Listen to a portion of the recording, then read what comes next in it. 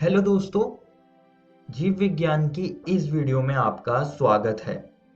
आज भी हम आपका अध्याय वंशागति के आणविक आधार को जारी रखेंगे। पिछली वीडियो में हमने आरएनए और डीएनए प्रतिकृति के बारे में पढ़ा था।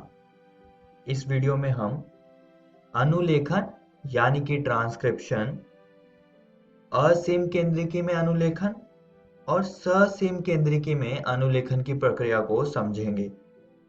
तो चलिए शुरू करते हैं। सबसे पहले हम अनुलेखन यानी कि ट्रांसक्रिप्शन को समझेंगे।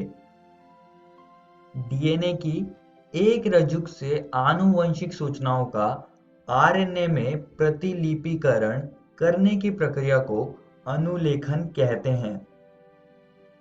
आइए दोस्तों, अब अनुलेखन इकाई को समझ लेते हैं। डीएनए में अनुलेखन इकाई की मुख्यतया 3 भाग होते हैं। पहला है उन्नायक यानी कि प्रमोटर, दूसरा है संरचनात्मक जीन यानी कि स्ट्रक्चरल जीन और तीसरा है समापक यानी कि टर्मिनेटर। अब दोस्तों, इस अनुलेखन इकाई को हम थोड़ा और अच्छे से समझेंगे। ये दोस्तों एक डीएनए की स्ट्रैंड है जो कि 5 प्राइम से 3 प्राइम किनारे पर चल रही है और ये दूसरी स्ट्रैंड है यानी कि दूसरा रज्जु है ये, और ये इसकी विपरीत दिशा में चल रहा है। यहाँ पर उन्नायक यानी कि प्रमोटर होता है। ये एक डीएनए अनुक्रम है जहाँ पर आरएनए पॉलीमरेज आके जुड़ता है और अनुलेखन की प्रक्रिया को शुरू करता है। यहाँ पर संरचनात्मक जीन है जिसे हम स्ट्रक्चरल जीन भी कहते हैं, और यहाँ पर समापक यानी कि टर्मिनेटर है। समापक वाली जगह पर अनुलेखन की प्रक्रिया समाप्त होती है। इस रज्जु को हम टेम्पलेट रज्जु कहते हैं क्योंकि ये टेम्पलेट के रूप में कार्य करता है। टेम्पलेट रज्जु के अनुक्रम से ही आरएनए पॉलीमरेज एमआरएनए को बनाता है और इस रज्जु को हम कोडिंग रज्जु कहते हैं। लेकिन ये किसी भी चीज के लिए कोड नहीं करता है और इसके पास आरएनए के जैसा ही अनुक्रम होता है, लेकिन यूरेसिल इस पे नहीं होता है, इस पे थायमिन होता है क्योंकि ये डीएनए है ना, इसलिए। आइए दोस्तों, अब आगे बढ़ते हैं। यहाँ पर हम संरचनात्मक जीन को समझेंगे। समपार, जिसे हम अंग्रेजी में सिस्ट्रॉन कहते हैं, जीन के लिए एक वैकल्पिक शब्द है। यह डीएनए या आरएनए अणु का एक खंड है जो प्रोटीन संश्लेषण में एक विशिष्ट पॉलीपेप्टाइड के लिए कोड करता है। अब अनुलेखन इकाई में संरचनात्मक जीन 2 तरह का हो सकता है। पहला है मोनोसिस्ट्रॉनिक जीन और दूसरा है पॉलीसिस्ट्रॉनिक जीन। अब हम इनको समझेंगे। ये मोनोसिस्ट्रॉनिक जीन एक प्रकार का पॉलीपेप्टाइड या प्रोटीन उत्पन्न करता है, जबकि पॉलीसिस्ट्रॉनिक जीन विभिन्न प्रकार के पॉलीपेप्टाइड या प्रोटीन को उत्पन्न करता है। मोनोसिस्ट्रॉनिक जीन अधिकतर ससीम केंद्रिकी में पाया जाता है, जबकि पॉलीसिस्ट्रॉनिक जीन अधिकतर असीम केंद्रिकी में पाया जाता है। तो ये सारी बातें आप सभी दोस्तों को याद रखनी है। और दोस्तों, जब अनुलेखन की प्रक्रिया पूरी हो जाती है यानी कि जब वो खत्म हो जाती है, तब एमआरएनए बन जाता है। लेकिन इसमें थोड़ा सा काम बाकी रहता है। इसमें कुछ ऐसे अनुक्रम या भाग होते हैं जो प्रोटीन के लिए कोड करते हैं, जैसे कि एक्सॉन, जिसे हम व्यक्तेक कहते हैं, और कुछ ऐसे भाग होते हैं जो कि प्रोटीन्स के लिए कोड नहीं करते हैं, जिन्हें हम इंट्रॉन यानी कि अव्यक्तेक कहते हैं। तो जो भाग कोड नहीं करते हैं प्रोटीन्स के लिए, जिनको हम इंट्रॉन्स कहते हैं, उनको संबंधन की प्रक्रिया से हटाया जाता है, जिससे कि एमआरएनए पूरी तरह से बन जाता है। इन सब प्रक्रियाओं के बारे में हम आगे विस्तार से पढ़ेंगे। आइए दोस्तों, अब आरएनए के प्रकारों को समझ लेते हैं। आरएनए तीन तरह के होते हैं। पहला है दूत आरएनए, जिसको हम एमआरएनए भी कहते हैं। दूसरा है राइबोसोमल आरएनए, जिसको हम आरआरएनए भी कहते हैं। और तीसरा है अंतरण आरएनए, जिसको हम टीआरएनए भी कहते हैं। अब इन आरएनए प्रकारों को हम एक एक करके समझेंगे। सबसे पहले हम दूत आरएनए का कार्य समझ लेते हैं। एमआरएनए डीएनए द्वारा प्रदान की गई आनुवंशिक जानकारी को वहन करता है। अब दोस्तों हम राइबोसोमल आरएनए को समझ लेते हैं। आरआरएनएस रूपांतरण यानी कि ट्रांसलेशन के दौरान एक संरचनात्मक और उत्प्रेरक की भूमिका निभाते हैं। अब हम अंतरण आरएनए यानी कि टीआरएनए को समझ लेंगे। टीआरएनए अमीनो एसिड लाता है और आनुवंशिक कूट को पढ़ता है। तो ये इनके कुछ कार्य थे। चलिए दोस्तों, अब असीम केंद्रिकी में अनुलेखन की प्रक्रिया को समझ लेते हैं। इस प्रक्रिया में 3 चरण होते हैं, जिसको मैं आप सभी को बताऊंगा। पहला चरण है प्रारंभन, जिसको हम इनिशिएशन भी कहते हैं। यह सिग्मा कारक या प्रारंभन कारक द्वारा उत्प्रेरित होता है। यह प्रोमोटर साइट या डीएनए से जुड़ता है और विशिष्टता को दर्शाता है। सिग्मा कारक की अनुपस्थिति में डीएनए पर किसी भी क्षार पर अनुलेखन गैर विशेष रूप से कोर एंजाइम द्वारा शुरू हो जाता है।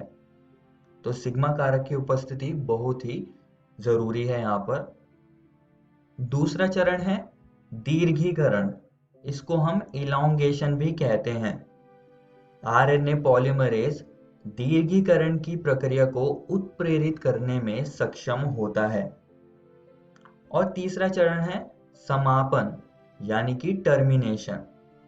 अनुलेखन की समाप्ति के लिए रो कारक की आवश्यकता होती है। तो ये इसके 3 चरण थे। आइए अब असीम केंद्रिकी में अनुलेखन की पूरी प्रक्रिया को समझ लेते हैं। अब दोस्तों, आरएनए पॉलीमरेज उन नायक अनुक्रम से जुड़ता है और अनुलेखन की प्रक्रिया को शुरू करता है। यहाँ पर एक सिग्मा कारक भी होगा, जो कि प्रारंभ करने की जगह का पता लगाता है। जब आरएनए पॉलीमरेज उन नायक से जुड़ जाता है, तब ये सिग्मा कारक हट जाता है।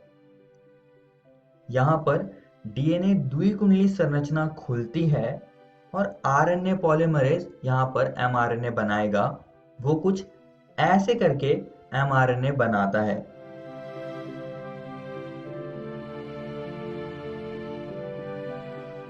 और ये 5 प्राइम से 3 प्राइम दिशा में होता है। समापक स्थिति में अनुलेखन की प्रक्रिया समाप्त हो जाती है।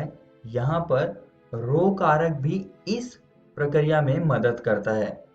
जब नवनिर्मित आरएनए बन जाता है, तो नवनिर्मित आरएनए और आरएनए पॉलीमरेज अलग हो जाते हैं और ये एमआरएनए प्रोटीन्स बनाने के लिए मदद करेगा।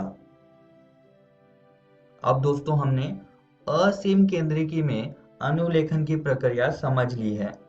तो चलिए ससीम केंद्रिकी में अनुलेखन की प्रक्रिया को भी समझ लेते हैं। इसमें यह अनुलेखन की प्रक्रिया 3 प्रकार के आरएनए से होती है, जिसमें कि जो सबसे पहला वाला आरएनए है उसका नाम है आरएनए पॉलीमरेज 1। ये आरएनए 5.8S, 18S और 28SR आरएनए को अनुलेखित करता है।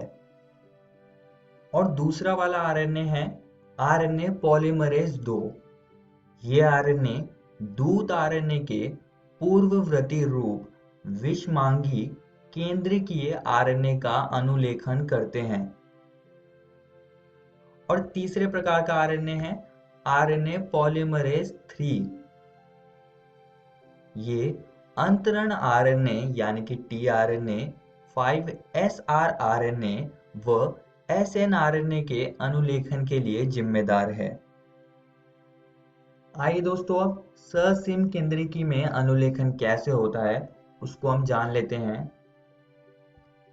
तो जैसा कि आप देख सकते हैं कि ये एक डीएनए है और यहाँ पर इसके जीन्स होते हैं। जब जीन ऑन हो जाता है तब एक एंजाइम आता है जिसका नाम है आरएनए पॉलीमरेज, वो इससे जुड़ जाता है और ये कुछ आरएनए को कुछ इस तरह से बनाने लगता है। और यहाँ पर आप एक और चीज देख सकते हैं कि यहाँ पर यूरेसिल यानी कि यू ए यानी कि एडेनिन से युग्मन कर रहा है, क्योंकि आरएनए में थायमिन की जगह पर यूरेसिल होता है और कुछ ऐसे एमआरएनए बन जाता है। लेकिन इसको थोड़ा प्रोसेसिंग की ज़रूरत होती है। इसमें कुछ प्रक्रियाएं होती हैं जिनके बारे में हम इस वीडियो में आगे पढ़ेंगे। तो कुछ ऐसे अनुलेखन की प्रक्रिया ससीम केंद्रिकी में होती है। अब इसकी प्रोसेसिंग में जो जो प्रक्रियाएं होती है अब हम उसको जानेंगे। तो उसमें जो एक प्रक्रिया होती है उसको हम कहते हैं आच्छादन, जिसको हम कैपिंग कहते हैं। इसमें एक असाधारण nucleotide methyl guanosine triphosphate 5 prime किनारे पर जोड़ा जाता है और इसी को हम कैपिंग कहते हैं। फिर संबंधन की प्रक्रिया से इंट्रॉन्स यानी कि अव्यक्तेक को हटाया जाता है। फिर एक और प्रक्रिया होती है जिसको हम कहते हैं पुच्छन यानी कि टेलिंग। इस प्रक्रिया में 3 प्राइम किनारे पर एडेनिन रेजिड्यू को जोड़ा जाता है जिससे कि पॉली ए पुछ यानी कि पॉली ए टेल बन जाती है। फिर इसके बाद एमआरएनए यानी कि मैसेंजर आरएनए पूरी तरह से तैयार होता है। न्यूक्लियस यानी कि केंद्रक से बाहर जाकर ये प्रोटीन बनाने का काम करता है। इस प्रक्रिया को हम रूपांतरण यानी कि ट्रांसलेशन कहते हैं और इसके बारे में हम इससे अगली वीडियो में पढ़ेंगे। इस वीडियो में हमने अनुलेखन की प्रक्रिया के बारे में पढ़ा और इसमें हमने अनुलेखन की इकाई और असीम केंद्रिकी और ससीम केंद्रिकी में अनुलेखन कैसे होता है उसके बारे में भी हमने चर्चा करी। और दोस्तों, मैं आप सभी को एक और बात बताना चाहता हूँ कि आज हमने आपकी एनसीईआरटी किताब का ये टॉपिक खत्म कर लिया है। आप इसको ज़रूर घर से किताब से पढ़कर आइएगा। अगली वीडियो में हम आनुवंशिक कूट यानी कि जेनेटिक कोड और रूपांतरण यानी कि ट्रांसलेशन की प्रक्रिया को समझेंगे। धन्यवाद।